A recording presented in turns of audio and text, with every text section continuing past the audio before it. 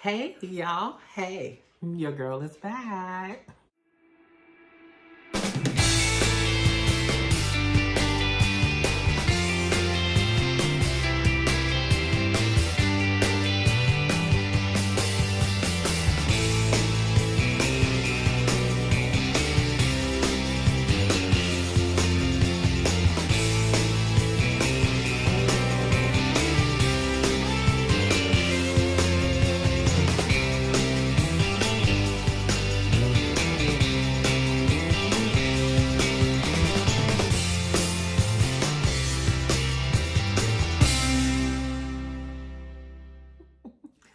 Hey y'all, what's going on, people? What's going on? Hope we're about to head into the weekend, so I hope you're having a great weekend. Today, y'all, I just have Michelob Ultra in a glass. I'm fine with that. I did run out today and do some errands, and I forgot to pick up a bottle of wine. I really don't have. This is the only alcohol I have in the house right now. Well, I have an orange liqueur, but I don't really want that. And that is because fall is here. And during this time of year, this is when I really started to getting my red wines. I really love red wines. But I forgot to pick some up. Didn't even think about it. And I really wanted to bring you this video. So here we are with a beer. And I always keep Michelob Ultra in the house because this is the one thing that really helps with my hot flashes. So Michelob Ultra and this. And y'all, here's the fan. You know, I always got my fan nearby. Down in my fan. That's how we get down. So, I'm drinking a little Michelob Ultra. Go grab you one. I'm going to try not to make this video too long. And thank you to everyone who watched my last video. I got over 500 views on that video. I hope some of you from that video decided to like and subscribe. And if you are, welcome to my channel. My name is LaTanya. I talk about drinking and planting. More planting than drinking. Drinking is just me telling you what I'm doing. And if you want to know why I'm discussing drinking, I love planting. I love sitting back on my patio, on my living room floor, in my entertainment room with a glass of wine or a bottle of beer and just plant and watch TV and come and tell you funny stories from now and then. But mainly, these are the two things I enjoy doing, and I do drink responsible for anyone out there who cares. But, and I am home. I am having a great month in September, and I want it to continue. So let's start talking about what today's video is going to be about. Get y'all Michelob Ultra. If you drink, it cools you down. So, the weather has started to get cool. It's starting to feel like fall down here.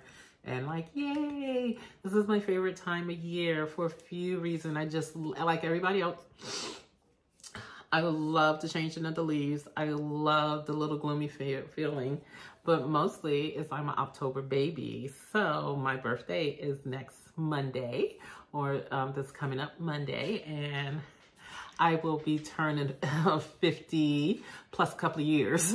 So happy 70s. Happy birthday to all the rest of my 70s babies out there. And let's get a talking.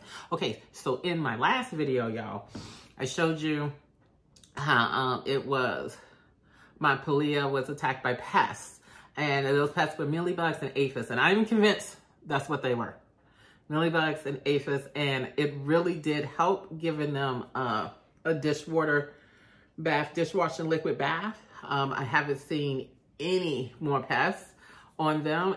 It also attacked my Sanovera, which is still downstairs. I have not dealt with. I pulled them apart. I mean, it attacked them so bad that poor Sanovera had mushy leaves and I had to do some repotting. But I am not going to make it. I might do a video on that. I don't know, because I'm handling the Sanoveras a little bit differently. I've already cleaned them up. I've repotted the ones that were really affected by it into a separate container, and we're trying to grow the roots back because it just ate up the roots it was just a mush, and I did not film any of it. But here's my Palea pepper. I'll put the name up on the screen. Pepperoni Moride. Anyway, here it is, and this is one that I decided to cut it off. This was a really leggy branch, and it didn't have a lot of leaves on it because I lost a lot of leaves when I gave it the bath, and it was infected by pests. So I decided to pot up what I could, and the ones that I didn't pot up was this mother stem. I cut it off, put the top of it in water, and it is rooting, and I do need to pot it up now that it has some roots. But this is the most fascinating thing about it for me, because I didn't know what it was gonna do. I didn't know it was gonna do this.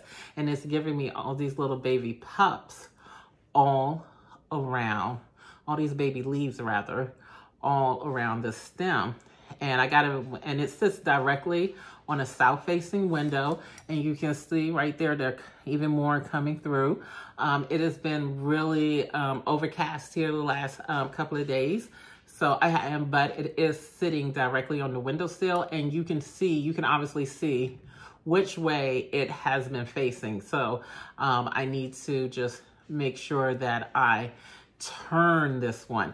And this is sitting directly on a south-facing windowsill. It gets a lot of bright light in the morning, and it loves it. And that just runs me into our next topic, where I'm just going to talk about lighting. I've been watching a lot of videos. I've been in this plant game for a while now. I have had several failures. Several plants have died on me, but I have had some wonderful success. And I'm not talking about tropical plants. You know, the alocasia is the alocasia. You know, we're not going to discuss the alocasia. No, we ain't going to do that today. We're going to leave that heartbreaking plant alone. But we will talk about other plants that I've had some tremendous success with. You know, like my Chinese money plant here. That's also what this name that this goes by. And I have grown it huge. I have shared, I have propagated, I have shared pieces of it with other friends of mine, and I have grown these successfully. I can grow them really big and really tall. I have pieced them off and I've sold them. But the one thing that's always stayed consistent with that plant, and like with all other plants in my opinion, lighting. Lighting, all plants need lights. I don't care what the tags say, and they say, you know, this plant is a low light, this plant is a medium light, this plant is a high light. All plants need light. All plants need light. All plants do well in well-lit areas. What plants don't do well in, some plants might not do well, is long-term direct sun. Long-term. And what I mean by that is that I have a peace lily. I put my peace lily outside for the first time this spring and summer, and it was in direct sun, what they would call it. And what I mean by direct sun is that it was in an east, yes. No, it was a southwest. Yes, it was a southwest facing. And it got a lot of sun towards the midday to late afternoon. And it got a lot of sun for a lot of hours. And that harshness on it was something that those leaves simply that plant just did not like. It did not die. It did not shrivel up, but the leaves weren't perky as they wanted to be. And it has stayed there for a few weeks. And I was like, let me just try moving it back. And so I moved the plant back a little way where it was still getting bright light, but it wasn't in the harsh sun for long periods of time. And it loved that. It loved that. It started to bloom. When I say it started to bloom, it was giving me all kinds of blooms in it. And then I proceeded, because I was curious, to move it back to the furthest point of my patio, in the corner of it, where it was in a complete 100% shady area. And it wasn't getting any direct sunlight at all. It stopped the blooms. It's not dead. It's outside. It's getting some light, but it's not well lit because it's in the corner, and that corner of my patio is covered by the roof of my balcony here, so it's not really getting it. Whereas before, it just needed to be in a shady, bright area, and it was living its best life. So that's what I mean by all plants need light. It's the harshness of light. You know, no plants, in my opinion, that will thrive in really low light conditions. They might not die. Like Santaveras, they will live in your office area, and they won't die, I would say, but they're not going to live their best growing light. And an example of that I have here. Let me back up. This is my yucca plant, and I didn't realize how much this has grown. Hopefully I can find an old picture of it. I've had this for a few years now. Now, if you see this year, for the very first time, I put my yucca plant outside on my second floor balcony here. And that is, the balcony is right behind me, which is a south-facing patio. And I put it up against in the corner, south-facing. And what happened to this plant was that it had gotten some burnt leaves from being in direct sun. And I didn't move it. I did not move it at all. And I think I have set this here. Sorry, you can't see me, but ooh, there I am. This is an example. Hold on. Here's get that on camera. Here's an example right here. When I found this is what I mean by a burnt leaf. It had gotten that sunburn. Here's another one. This isn't really great of an example because most of the leaves that have gotten sunburn has fell off. And I didn't move this plant. I did not move this plant once I had seen it getting sunburned. I still didn't move the plant. And the reason why is because I knew it's a yucca plant, which is used to, the environment is in, it's used to direct sun in a dry climate, like places like Arizona or desert type climates. I knew, at least during the day, that this plant would be okay. The fact it had just never been in direct sun before. So I didn't move it. I left it in the same spot. And then after a while, yeah, of course it's decided that it wanted to reach for the sun. And now, because I did not move it, I thought it was just going to adapt. It not only did it adapt, it adapted and then it started to curve. See, up here, I'm trying to get further back. And it started to curve, and that curve is because this plant has decided to reach for more light, to reach for more sunlight. It wanted to be, because it was up against the back wall of the area. So it was only getting direct sun for maybe about 3 or 4 hours in the morning. And then the shadow would cast over it. Well, it didn't for the rest of the day. And then the only time it would get sun again is late in the afternoon when it would come back over. And it just said, no, that's not enough light for it. So it adapted to the sun, it adapted to the harshness of the light, and I didn't give it enough and it decided to bend. So when I noticed it, when I actually took my time and really looked at this plant and noticed it, I moved it. I moved it into the sunlight to encourage it to come back the other way. And it's trying to, and you can't really tell from the leaves. I don't think, probably this is the best position. But here we have, this plant was straight up when I brought it, and then it grew for the first time over the summer here. This was the very first time I've ever taken it outside. And now here is the stem. The stem is well over here from where it was trying to reach for the sun, where it's coming back because I moved it. So, anyone would say the same thing, research your plants, research your plants. Watch all the fun YouTubers that you want. Know that this is a learning experience for all of us when you first start off about it. And I'm telling you, plants do great in well-lit areas. Well, where they're maybe the period of time you leave them in that well-lit area. And I have plants, and just know that that plant there, I knew the plant. I knew it was going to be okay. It just needed to adapt to that sun, and it did. And yes, it got me a few damaged leaves along the way, but I don't know if you can tell. The sucker's huge. Sucker's huge.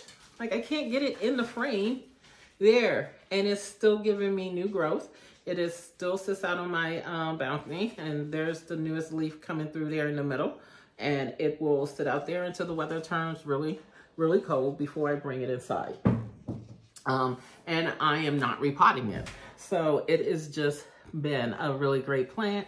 And I say all of that just to say, know your plants before you just don't put you want to see your plants thrive. I've learned so much about plant journey, on my plant journey this year. Like, I will tell you, I've known nothing about moss poles or the benefits to moss poles. And I've just now put up a video, and I am not one to speak on it, but because I did my research with not just watching YouTubers, but also doing some Google searches on my own and seeing what the benefits of it is.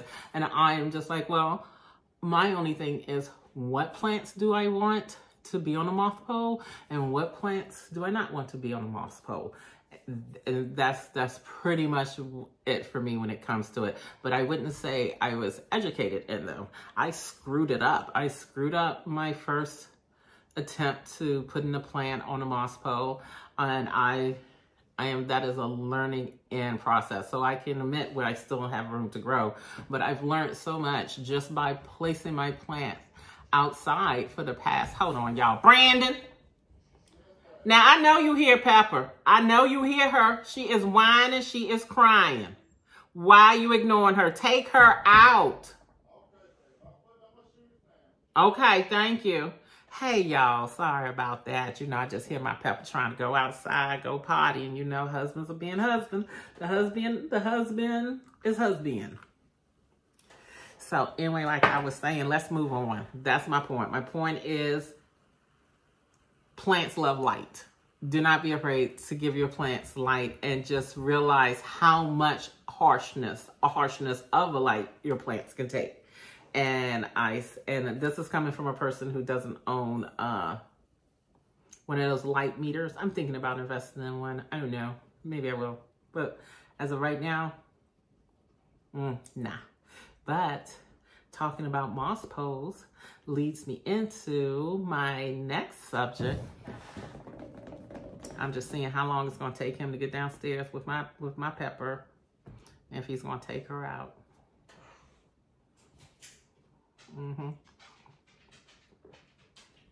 Okay.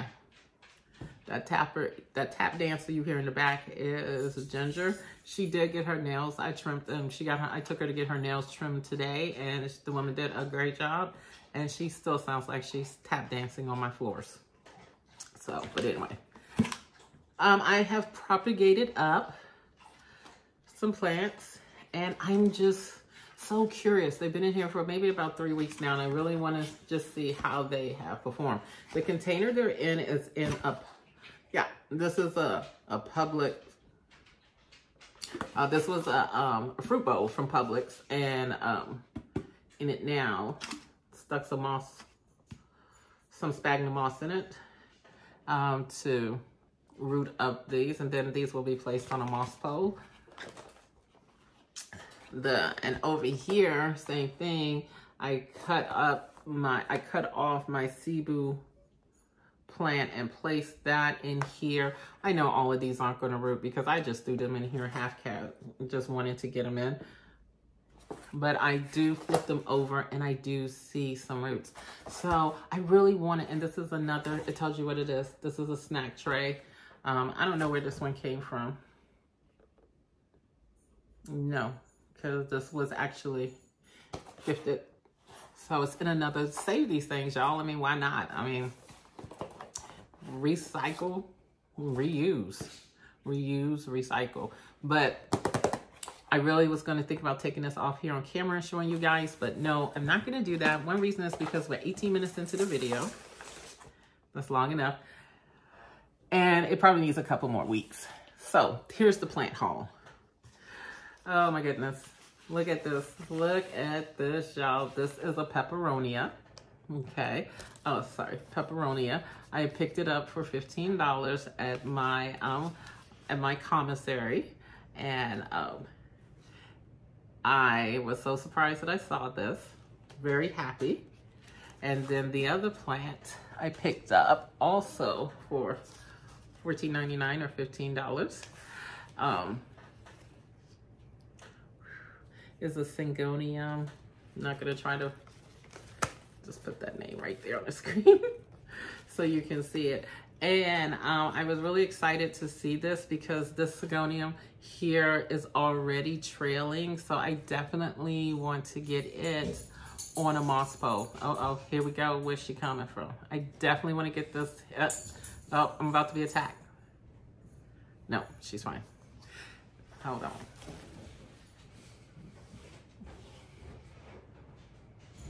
Don't make no sense.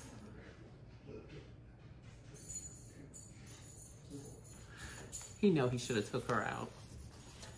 So anyway, I'm really excited about this because this one is going to, I really want to get this on a moss pole, but I'm excited more importantly for both of these plants. I am going to do what the Laker Queen calls the long method and putting these to pond. And I'm doing that for a couple of reasons. One, these plants are larger than the 4 inchers that I usually will just put directly in pond. Even the Syngonium, I think the Syngonium is going to do really well in pond or Laker, but I am really going to take the long game on it just because I want it to go so smoothly. And I will not be doing that process today, but I will probably in my next video, I will show you what the long process means. And the next reason why I'm waiting is that I'm almost out of pond and I can't get any more. So I'm hoping while these 2 plants will be adapting in water that to go into pond, that there'll be time for Amazon to get some more to restock up on some. If anyone knows where I can get some more pond, whether it's Leucocusia pond or another type of pond, please let me know. I did look around and I couldn't find any, and what I did find, I just thought was overpriced. It was like, I'm not gonna pay $50 when it's $27 on Amazon. I'll wait. So these guys are gonna end up going in water, and hopefully when they're ready, I will have some Lechuza pond to put them in because I don't know if I'm going to move all of my plants that I have here now in my house to pond. Probably not. That just seems like a lot of work. But any plants that I bring in, I would like them to go to pond. So that's the video for me, guys. Thank you so much for watching. I'm very excited about what I got going on here in the plant world. And I thank you for all you newcomers, and I hope you enjoyed it, and I hope you will like, share, and subscribe. I will see you next time for more planting and drinking. Bye, y'all.